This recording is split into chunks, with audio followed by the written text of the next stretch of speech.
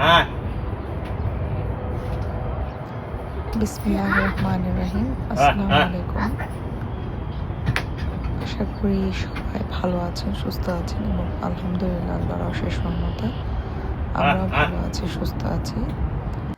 দেখেন আমার বাসার সামনে যে হাঁসগুলো থাকে, আমার হাজব্যান্ড ওদেরকে ডাকতেছিল, ওরা সুন্দর চলে আসতেছিল, খুবই ভালো লাগে। ওরা মাঝে মধ্যে একটু খাবার টাবার দেই, কিন্তু এখানে অ্যালাউ না, কিন্তু মায়া লাগে তো। ওরকম কিছু না, খুব রেয়ারলি আমরা ওদেরকে যদি বাসার সামনে আসে ডাকাডাকি করে খাবার দেই। খাবার বলতে গেলে ভাত বা রুটি টাইপের কিছু।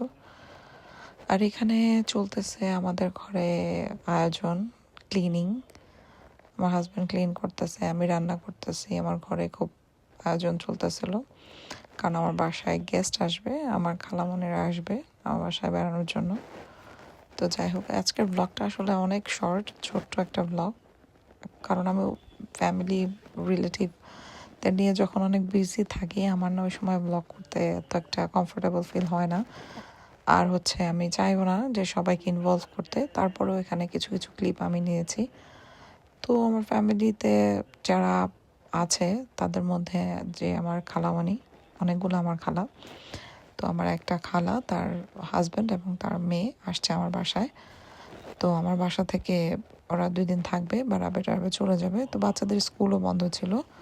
ও আমার খালাতো বোনেরও স্কুল বন্ধ ছিল। ও অত বড় না, অনেক ছোট, আমার মেয়ের থেকে 1-2 বছর বড়। তো এই জন্য ওরা চলে আসছে আমার বাসায় বেড়াইতে। তো বাসা থেকে আমরা বের হয়েছিলাম। এটা হচ্ছে যেদিন আসছে মেবি ওই দিন ওরা আসছে, কারণ ওরা 2 দিন থাকবে। আর আমার বাসার আশেপাশে আলহামদুলিল্লাহ অনেক সুন্দর সুন্দর জায়গা আছে ঘোরার মতো। আর যার জন্য আমি খুব বলতেছিলাম যে আজকে এটা করব, কিন্তু ওরা তো একদিন থেকে চলে যেতে চাইছিল, কিন্তু তারপরে ওদেরকে অনেক ইনসিস্ট করে 2 দিন রাখছে আর কি। তো যাই হোক, দেখেন আমরা অনেক অনেক সুন্দর একটা জায়গায় আসছে, একটা ঝর্ণা। এটা অনেকটা নায়াগ্রা ফলসের মতো দেখা যেতেছে, মিনি নায়াগ্রা ফলস বলা চলে। এখানে একটা বাঁধ আছে, প্লাস এই ঝর্ণাটা আছে, কিন্তু এটা বেশি কাছে যাওয়া যায় না। এটার একদম কাছের পাশটা নাই, কিন্তু এই সাইড থেকেও ভালোই দেখা যায়। তো আমরা নায়াগ্রা ফলস ঘুরতেছিলাম সবাই মিল, নায়াগ্রা ফলস বলে ওই ফলসটাতে ঘুরতেছিলাম আর অনেক মজা করতেছিলাম। এই যে 2জন মিলে নাচানাচি করতেছে, এনজয় করতেছে। যাই হোক, যার যার দল নিয়ে শেষে ঘুরতেছে আর কি, দলে দলে 2জন করে গল্প ঘুরতেছে। আর মাত্র তো ঠান্ডা কমছে, তো যেটার কারণে গাছের এমন পাতা হয় নাই, কিন্তু তারপরেও ঘোরা কি বন্ধ থাকে? ঠান্ডার কারণে তো স্নো, বরফ, ওয়েদার এত খারাপ ছিল, যেটার কারণে ওরকম ঘোরাফেরা হয় নাই। তো যার কারণে আমরা চান্স পাইলে ঘুরতে বের হই। তারপর ওই জায়গাটা ঘুরে আমরা একটা ফার্মে গেছিলাম, এবং ফার্মটা অনেক সুন্দর। ফার্মটা আপনারা দেখতে পারতেছেন। এখানে শুধু কতগুলো ছাগল দেখতেছে, এক সাইডে ঘোড়াও পালে, আর এদিক দিয়ে হচ্ছে বাচ্চাদের খেলার জন্য অনেক জায়গা। একটা মজার ব্যাপার হচ্ছে, এই যে দেখেন, ফার্মে যদি আপনি এই ছাগলগুলোকে কিছু খাওয়াইতে চান, এই যে খাবার, এই খাবারটা ওদেরকে খাওয়াইতে হলে কিনে খাওয়াইতে হবে। ওদের ছাগলকে আমরা খাওয়াবো, ওই খাবারটা আমরা খাওয়াতে এনজয় করি, বাচ্চারা মজা পায় খাওয়ানোর জন্য, সেটা ওদেরকে কিনে খাওয়াইতে হবে। ওখান দিয়ে ওরা একটা পটের মতো কি জানি রেখে দিচ্ছে, ওখানে কয়েন ঢালতে হবে, কয়েন দিলে 1 মুঠ খাবার আসবে, অল্প একটু, 25 সেন্টস দিলে 1 মুঠ খাবার আসবে, এবং ওই খাবারটা আমরাই খাওয়াবো। কি আজব ব্যাপার, তাই না? কি এরকম বিজনেস। আর এখানে সবাই অনেক এনজয় করতেছিল, কারণ এনজয় করার মধ্যে পরিবেশ এবং ওয়েদারটাও ভালো ছিল। তার 2 দিন আগের থেকে ওয়েদারটা খুব খারাপ ছিল, আমরা চিন্তা করতেছিলাম যে ওরা আসবে, এখন আল্লাহ আল্লাহ করে যাতে ওয়েদারটা ভালো হলেই চলে। কিন্তু আলহামদুলিল্লাহ ওয়েদার ভালো ছিল, সারাদিন ঘোরার মতো ছিল। আর এটা হচ্ছে যে ফার্মটাতে গেছি, ফার্মের ভিতরে একটা মার্কেটের মতো বানানো। এখানে ওরা কোলেস্টেরলের ভিতরে যে মানে অ্যাপেলস, ডিম, তারপর হতেছে আপনার চিজ, এসব রাখছে। আর এভাবে হচ্ছে ওদের এই সবগুলো দেখতে ভালো লাগে, কিন্তু প্রচুর এক্সপেন্সিভ জিনিসপত্র, হাত দেওয়ার মতো না। কোনো কিছু কেনার চিন্তাই করা যায় না, শুধু শুধু এত ওভার দাম, যেটা মাথার উপর দিয়ে যায় আমার। যাই হোক, কিন্তু দেখে ঘুরে টুরে আমরা বের হয়ে যাই। আমরা কখনোই এসব দোকান থেকে কিনি না সচরাচর। কারা কিনে আমি জানি না, যাদের অনেক পয়সা আছে তারা হয়তো বা কিনে, যারা কেয়ার করে না দাম কত, প্রয়োজন কিনে ফেলতেছে এরকম। ইমার্জেন্সি হলে তো কিনতেই হয়। তারপরে আর কি, জায়গাটা অনেক সুন্দর, একটু পাহাড়ের উপরে। আমরা 2 গাড়ি নিয়ে আসছিলাম, তো এটা আমার খালার গাড়ি, পাশের গাড়িটা আমাদের। তো তাই তো ঘুরে টুরে তারপর আবার গাড়িতে উঠে বাসায় চলে যায়। একে তো রাতে গল্প করতে করতে ঘুমাইতে দেরি, তার মধ্যে সময় কম, আমাদের ঘুরতেও হবে, তারপরে হচ্ছে বাসায়ও খাইতে হবে, বাইরেও খাইতে হবে, কত কিছু। মানে কোনটা রেখে কোনটা করব, সময় কম, কাজ বেশি। এই ফার্মগুলো আরও বিজি হয়ে যাবে, আরও সুন্দর লাগবে দেখতে যখন পুরা ভরা গাছপালা উঠে যাবে, একদম সামার চলে আসবে। এটা হচ্ছে, এই যে গাছগুলো দেখতেছেন এগুলো কিন্তু আপেলের গাছ, ছোট ছোট। এগুলো দেখে তো মনে হচ্ছে পুরো মরে গেছে, কিন্তু এগুলো যা তাই, এগুলোতে পাতা ছাড়বে, কুড়ি ছাড়বে, গাছ হবে। এরকম আপেল গাছ, আঙ্গুর গাছের ক্ষেত খামার এখানে প্রচুর ভর্তি, অনেক সুন্দর সুন্দর। ইনশাল্লাহ নেক্সট ফিউচার ব্লগে আপনাদের সাথে আমি আরও অনেক সুন্দর সুন্দর জায়গা শেয়ার করব, কারণ আমরা ঘুরতে অনেক বেশি পছন্দ করি। আমরা সময় পেলেই বাসার থেকে বের হয়ে যাই, এবং সময় পাই আর না পাই আমরা সময় বের করি ঘোরার জন্য। কারণ হচ্ছে আল্লাহর দুনিয়া এত সুন্দর, মানে দেখে শেষ করার মতো না। যতই দেখি ততই অবাক হই, আকাশ দেখি, যাই দেখি, দুনিয়াদারি দেখি, সব। তো এই ছোট্ট ব্লগের মধ্যে আমি ছোট্ট একটু শেয়ার করতেছি আমার ছেলের বার্থডে ব্লগ। আমার যে ছোট ছেলে, ওর 5 বছরের বার্থডে।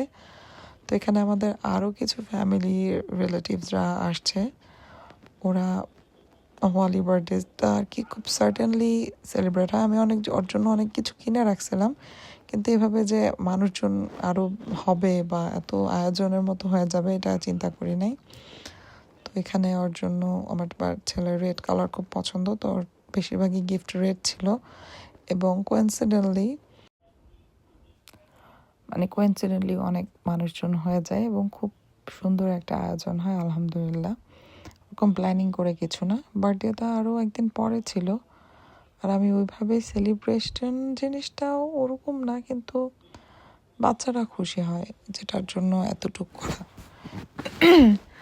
যাই হোক, তারপরে তো মেহমানরা সব চলে যায় তারপরের দিন, ওদেরকে বিদায় দিয়ে দিই, এবং ওই দিন বিকালবেলা আমরা আবার বের হয়ে মলে যাই। আমার ছেলের অনেক দিন ধরে মাথা খারাপ করে ফেলতেছে, ও বিল্ড দ্য বেয়ারে যাবে, যেখানে নিজে বেয়ার বিল্ড করবে।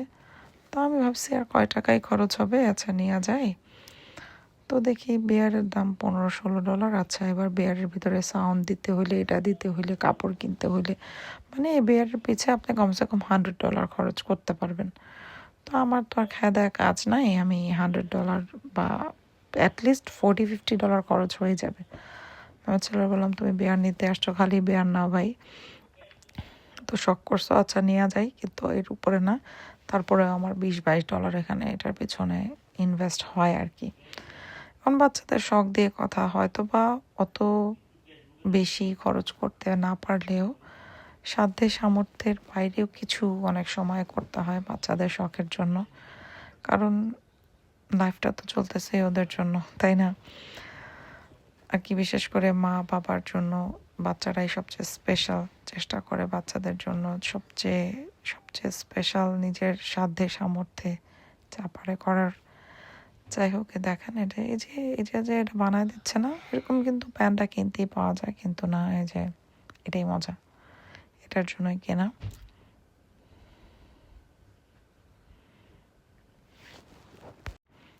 এটাই সে এনজয় করতেছে, কিন্তু এটার মধ্যে সাউন্ড দিতে পারলে ভালো হতো। কিন্তু এটার ভিতরে যে সাউন্ড ইনস্টল করবে, কোনো ভয়েস বা নিজের ভয়েস বা কোনো বেয়ারের ভয়েস হাতে চাপ দিলে সাউন্ডটা বাজবে, সেটার জন্য ওদেরকে আরও এক্সট্রা $9 পে করতে হবে।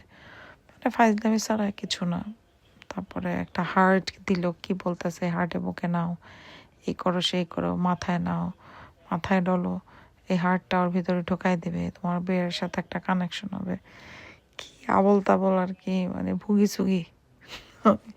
আমি দেখতেছি আর মুচকে মুচকে হাসতেছে, দেখেন পিঠ দিয়ে ঢুকাই দিল, লাভটা কি?